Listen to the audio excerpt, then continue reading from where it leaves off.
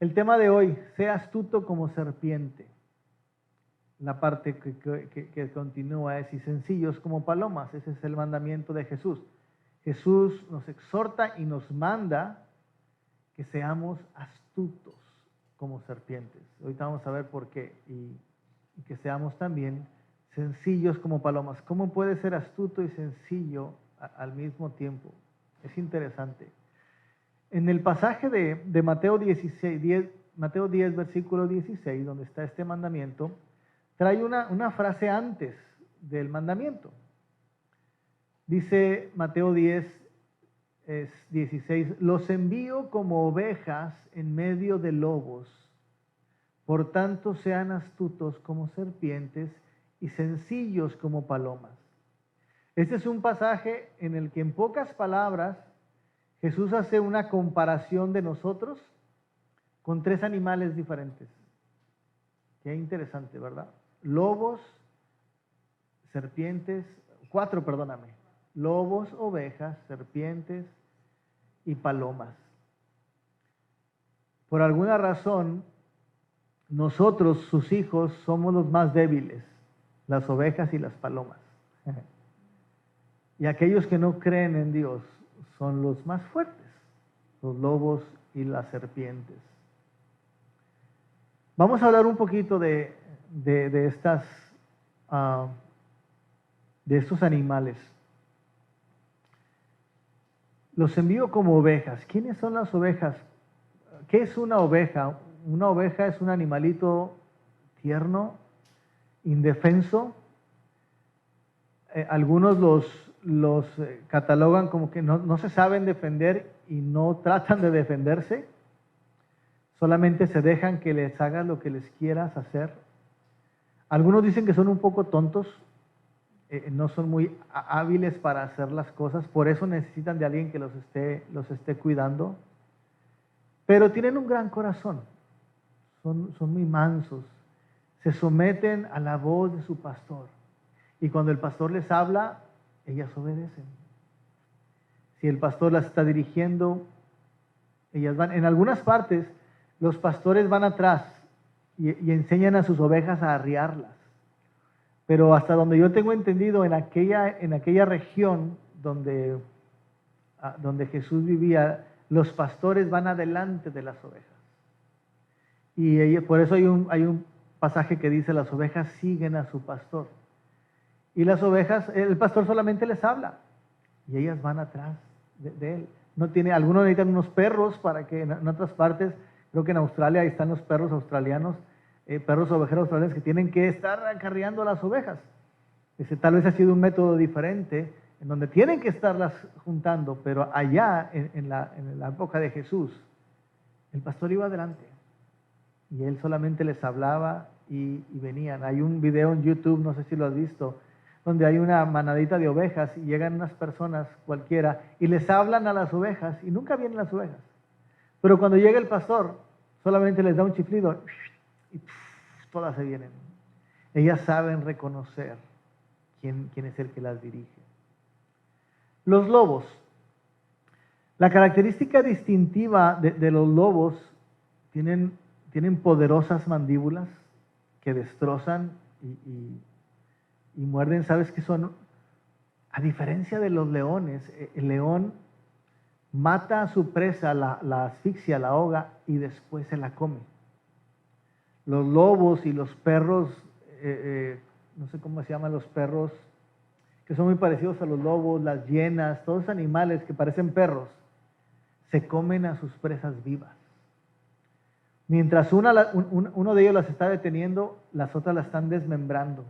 Y generalmente empiezan por la parte más débil de la piel, que es la colita de los animales, y por ahí sacan las entrañas y se las comen. Los lobos son despiadados y trabajan en manadas.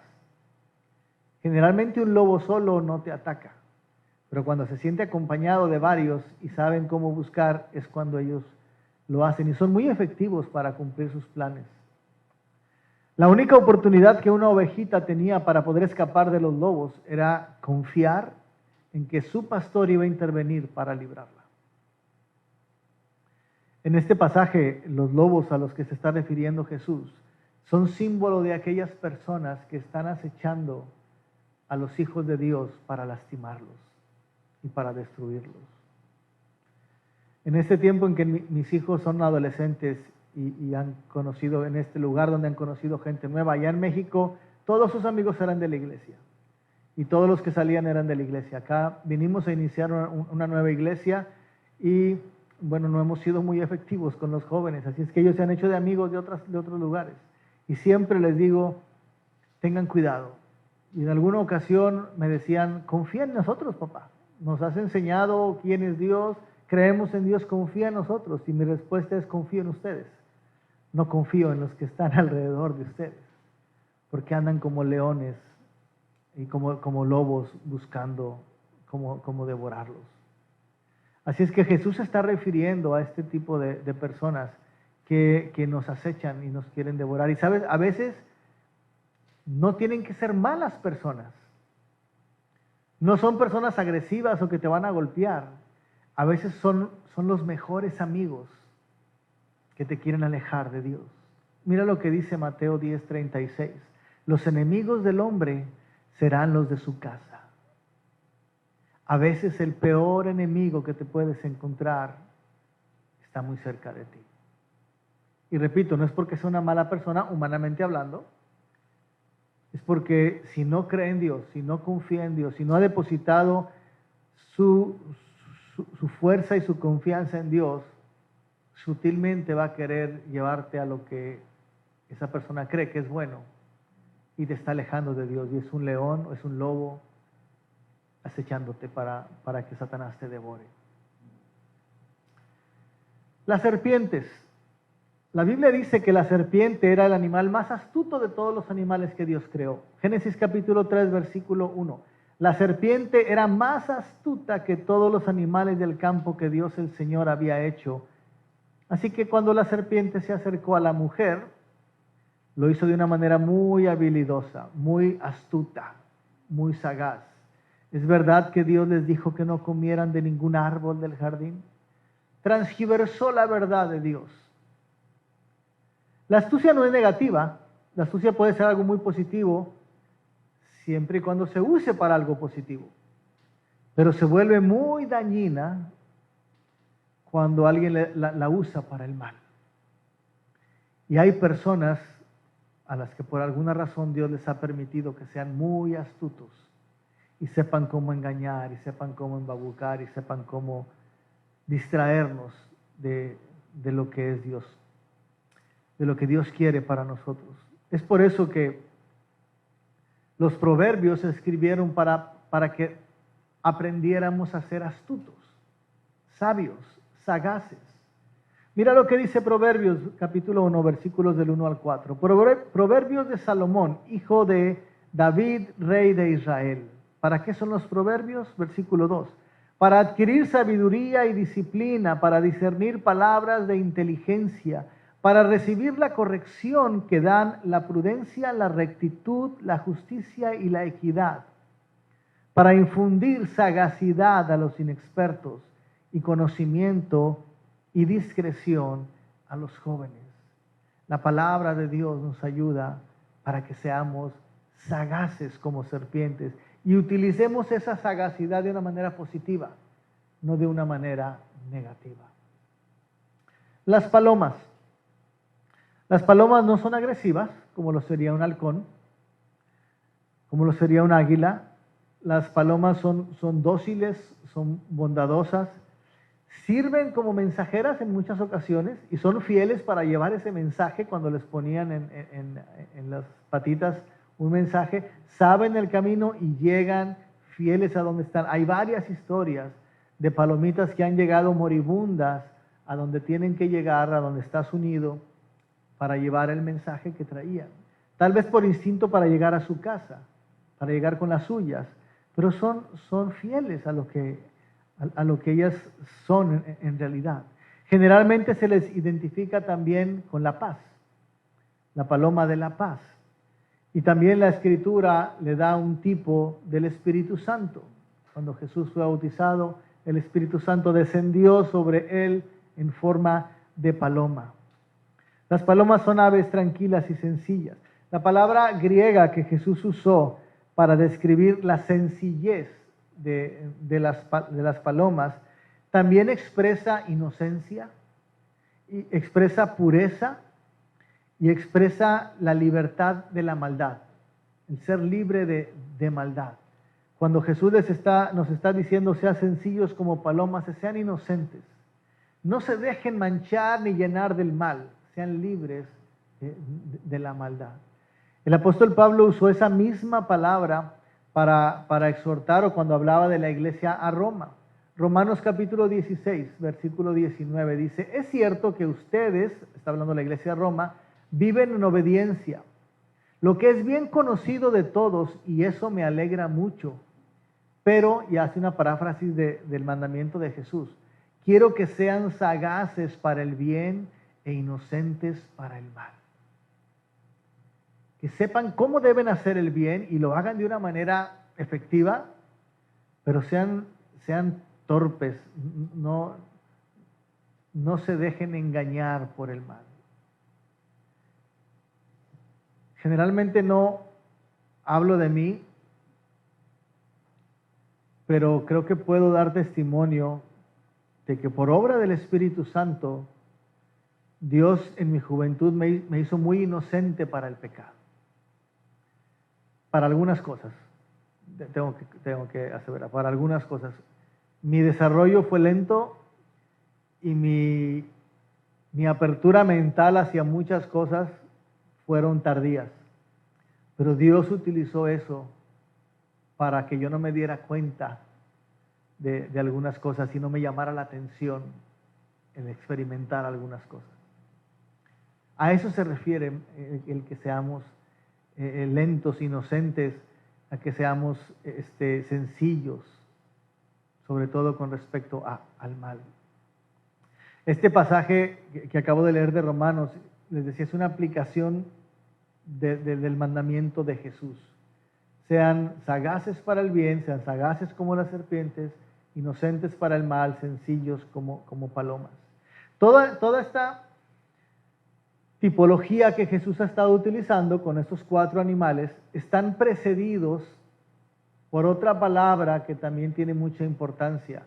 Jesús dice al principio del versículo 16, los envío. Esa palabra envío en el original habla de apóstolos, de los apóstoles. Esa palabra los envío los estoy apostolando como ovejas en medio de lobos. Los estoy enviando a ustedes como ovejas en medio de lobos. Así es que Jesús inicia este mandamiento, le pone como contexto al mandamiento, los envío. Jesús usó esa misma palabra cuando se refería a los profetas del Antiguo Testamento que eran enviados para hablarle al pueblo y para exhortar al pueblo. Cuando Él se refirió a ellos, por ejemplo, Mateo 23, 34. Por eso yo les voy a enviar profetas sabios y maestros. A algunos de ellos ustedes los matarán y crucificarán. A otros los azotarán en sus sinagogas y los perseguirán de pueblo en pueblo. Los apóstoles de Jesús, solamente el apóstol Juan murió de vejez y no murió en libertad. Todos los apóstoles fueron martirizados, fueron muertos, fueron enviados como ovejas en medio de lobos. Los profetas del Antiguo Testamento, muchos de ellos murieron como ovejas en medio de lobos. Espero que te estés imaginando eso, porque tú y yo, dice la Escritura, que somos embajadores del Señor. Tú y yo somos apóstoles del Señor. No en el mismo nivel que los 12 apóstoles, porque ellos tenían una responsabilidad especial y tenían ciertas características especiales, pero sí cada uno de nosotros somos enviados. Y si somos enviados por Jesús, no debemos pensar que no vamos a estar rodeados de lobos y que nuestra vida va a ser muy sencilla. Jesús usó esta palabra entonces también para hablar de sus discípulos. Marcos 3:14 estableció a 12 para que estuvieran con él y para enviarlos, para apostolarlos, para predicar. Y como te decía, porque nosotros también somos enviados, también tenemos que considerarnos apóstoles. Juan 20:21, entonces Jesús les dijo otra vez: paz a vosotros, como el Padre me envió, así también yo los envío. Está hablando de los apóstoles. Ahora, ¿sabes? Esta misión a la que Jesús nos envía es una misión imposible. Es una misión bastante difícil. No es una misión que se pueda hacer fácil. Si el Señor no va con nosotros, no la podemos hacer. Pero cuando el Señor va contigo y cuando Él te manda, Él puede hacerlo. Te voy a poner un ejemplo de la Escritura. Jueces capítulo 6, la historia de Gedeón. No la vamos a leer toda porque son varios capítulos, solamente vamos a leer la introducción, capítulo 6 del 1 al 16. Sonia, ¿me puedes ayudar con la lectura? Jueces capítulo 6, versículos del 1 al 16. Solamente nos va a dar la entrada de la historia de Gedeón. ¿No va a salir en la película? ¿Sí sale? Ok. Listo, Sonia, gracias. Los hijos, ¿se oye?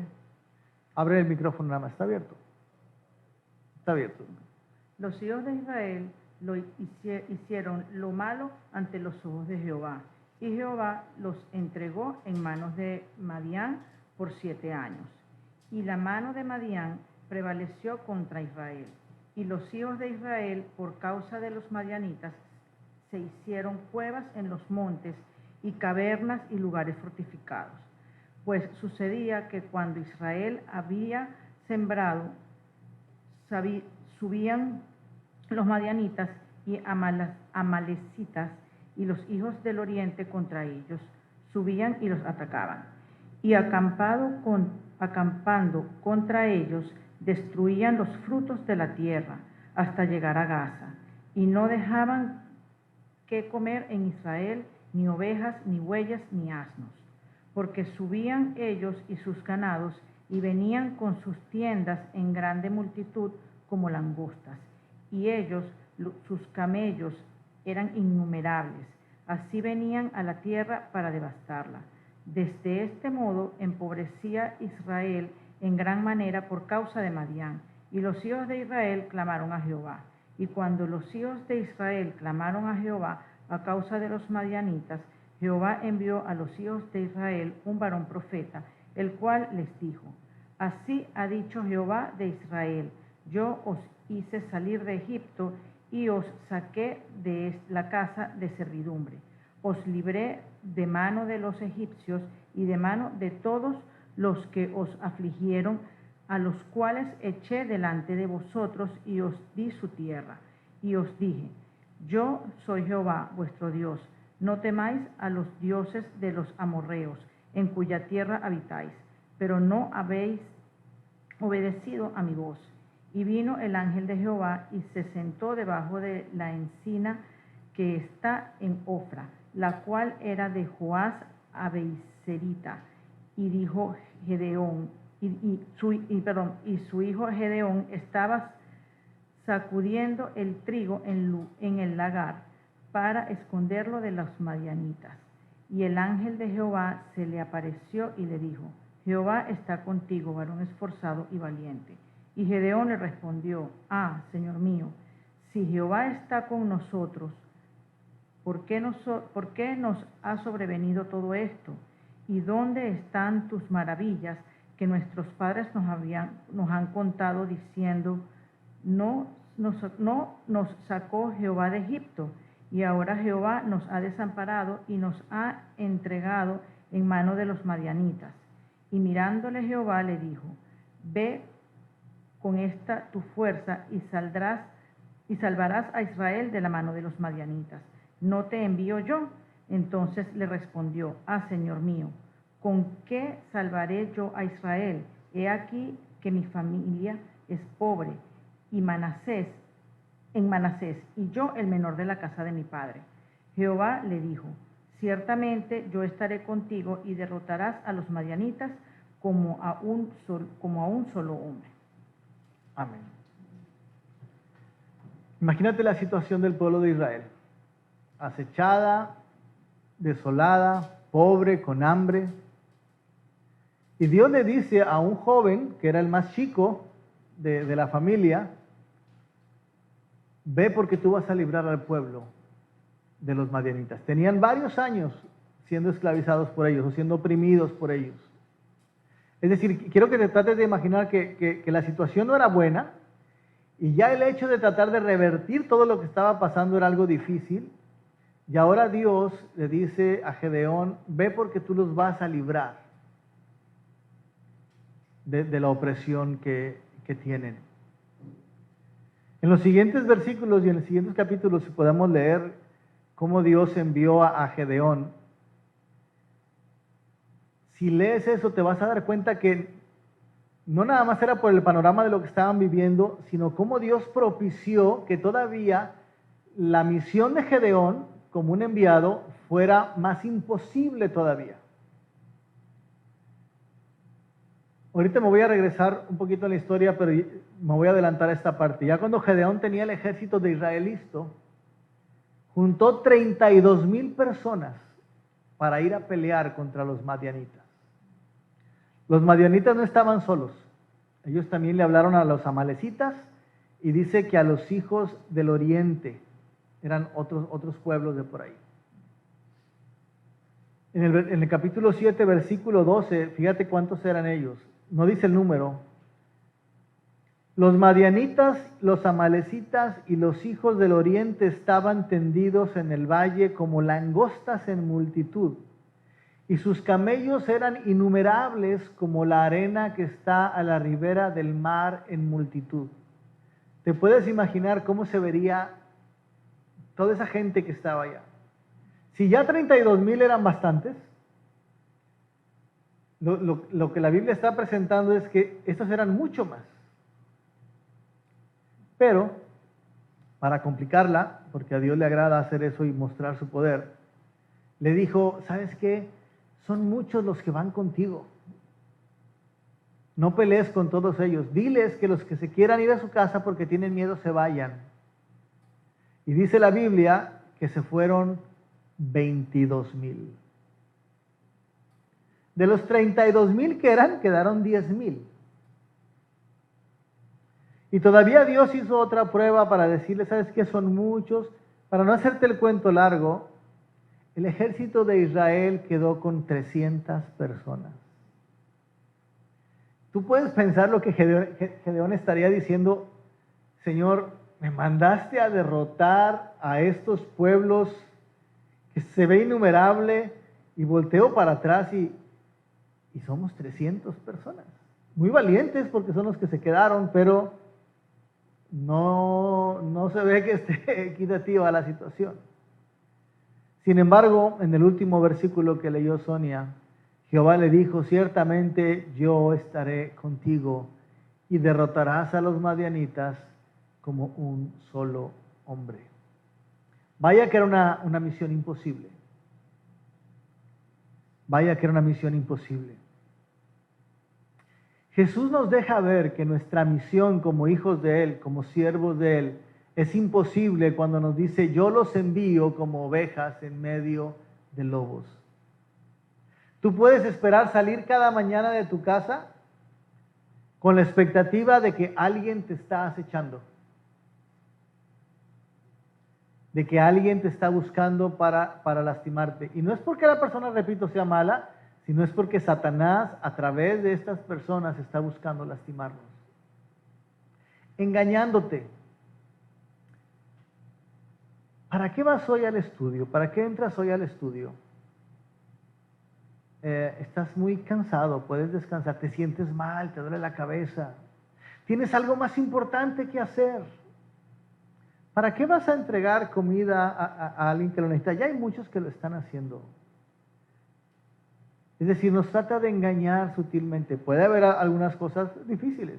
Sí, alguien que viene y te lastima, alguien que en la fila del McDonald's te increpa porque eres hispano y te grita y te dice.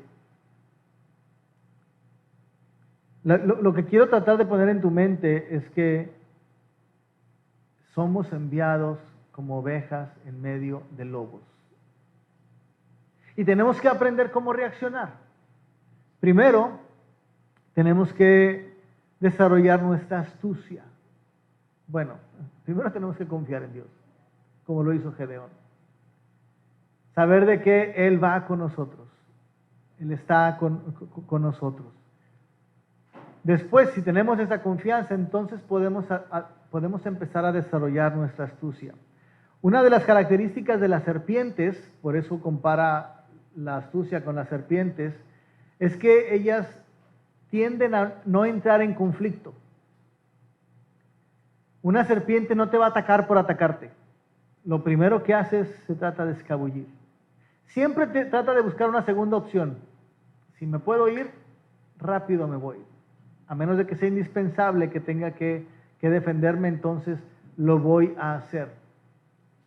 Así es que la astucia, por lo menos uno de los ejemplos que nos está dando el Señor, es que tenemos que aprender a poder desviar los ataques o salirnos de los ataques que nos quiere hacer la gente. Un pastor me dijo, en alguna ocasión que fui a pedirle consejería por algunos problemas que tenía, me dice: Pablo, para que haya una pelea se necesitan dos.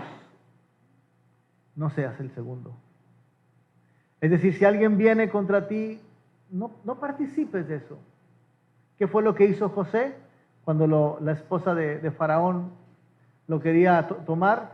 Huyó, corrió, le costó la cárcel, pero no pecó contra Dios. Pareciera que oye, ¿por qué Dios lo castigó? Si él se guardó santo y puro delante de Dios, pues no pecó. ¿Por qué Dios permitió que lo castigaran llevándolo a la cárcel? Él tenía que aprender mucho de quién es Dios. Y ahí lo aprendió. Cuando los hombres de la ciudad demandaban Gedeón para poder obedecer a Dios, algo que hizo primero fue que destruyó los altares que tenían en la ciudad. Los destruyó en la noche. Sabía que tenía que hacerlo en la noche porque si lo hacía en la mañana iba a haber problemas serios, como casi los hay. Así es que cuando él hace eso y la gente se levanta en la mañana y ven, preguntan quién fue el que lo hizo y le dicen Gedeón. Gedeón fue el que destruyó los altares. Entonces vienen a buscarlo a casa de su papá para decirle: danos a Gedeón para matarlo por lo que nos hizo, porque él destruyó nuestros altares. Dios le dio astucia al papá de Gedeón para librarlo de esto. Mira lo que dice Jueces 6:31. Pero Joás le respondió a todos los que amenazaban: ¿acaso van ustedes a defender a Baal? ¿Creen que lo van a salvar? Cualquiera que defienda a Baal, que muera antes del amanecer. Si de veras Baal es un dios, debe poder defenderse de quien destruya su altar. Es decir, ustedes vienen a defender a ese Dios. Si Él es Dios, que Él haga algo a Gedeón, que Él se defienda solito. Y con eso lo libró a Gedeón. Y él pudo seguir con la obra que estaba haciendo para juntar al pueblo de Israel. Sabes, generalmente Jesús astutamente se zafaba de los ataques de los fariseos y de los escribas cuando le hacían una pregunta respondiendo con otra pregunta. Jesús, ¿debemos dar el diezmo al César? ¿Nuestra ofrenda al César? ¿Qué hizo Jesús? A ver, enséñame una moneda. ¿De quién es la imagen de la moneda? De César. Ah, pues dale a César lo que es de César. Con la mujer adúltera.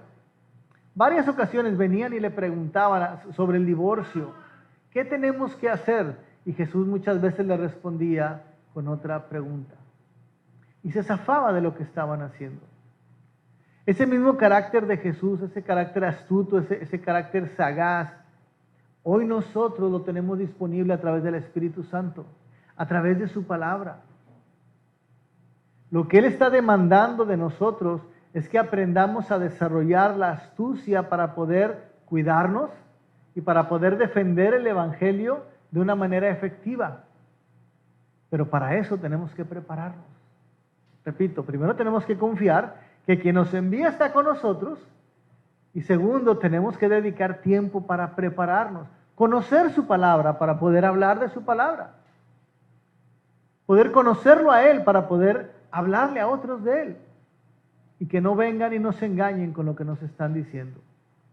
Así que cuando Jesús nos envía como indefensas ovejitas en medio de manadas de lobos, nos está exhortando a que seamos sabios, sagaces, cuidadosos, inteligentes y prudentes. Estas palabras que he dicho son otros significados de esa palabra que Jesús utilizó. ¿Por qué Jesús nos envía como lobos en medio de ovejas? ¿Qué propósito tiene Él para hacer eso? ¿No pudiera hacerlo de una manera diferente? La idea es que este mandamiento es una preparación para que nosotros podamos experimentar una profunda verdad que no es fácil de querer. No digo creer, no es fácil de querer vivirla. Mira cuál es esta verdad. Un creyente conquista la vida, conquista lo que está haciendo por su muerte más que por su vida. ¿Me expliqué? Una persona que es hija de Dios puede lograr más cuando muere a sí mismo que cuando trata de vivir para eso. ¿Me estoy explicando? Por eso Jesús en varias ocasiones nos dice: el que quiera seguir en pos de mí, niéguese a sí mismo, tome su cruz y sígame. Ya no busques tus sueños, no busques lo que tú quieres hacer, busca lo que Cristo quiere hacer en ti. Busca lo que Él está esperando que tú hagas, no lo que tú crees que tú puedes lograr hacer. Por eso el apóstol Pablo decía: entre más débil soy, más fuerte me hago. Entre más Él obra en mí, más capaz soy de hacer las cosas. Marcos 8:35, porque todo el que quiera salvar su vida la perderá, y todo el que pierda su vida por causa de mí, del Evangelio, la salvará. Juan 3:16, esta es la máxima demostración del genuino amor de Jesús. Todos lo conocemos. De tal manera amó Dios al mundo, que dio a su Hijo unigénito para que todo aquel que en Él cree no se pierda, mas tenga vida eterna.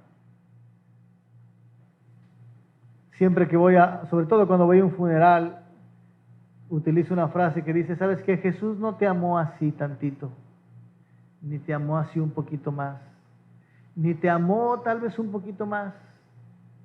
Jesús te amó totalmente, hasta morir en la cruz.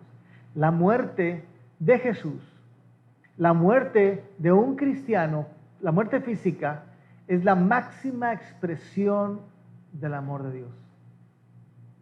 A través de su muerte nos salvó, y a través de la muerte podemos estar con Él.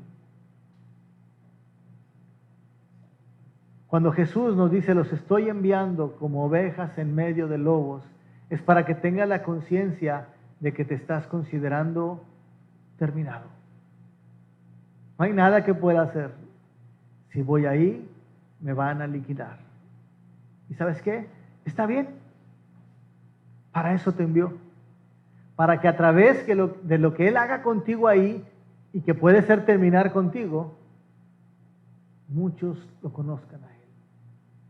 Por eso el apóstol Pablo decía: estoy dispuesto a dar mi vida en libación, en sacrificio, si eso los salvara a ustedes. Yo sé que mi sacrificio no los salvaría, los salva el sacrificio de Cristo, pero si de algo sirviera que yo sufriera para que ustedes fueran salvos, estoy dispuesto a vivirlo. Es lo que Él decía.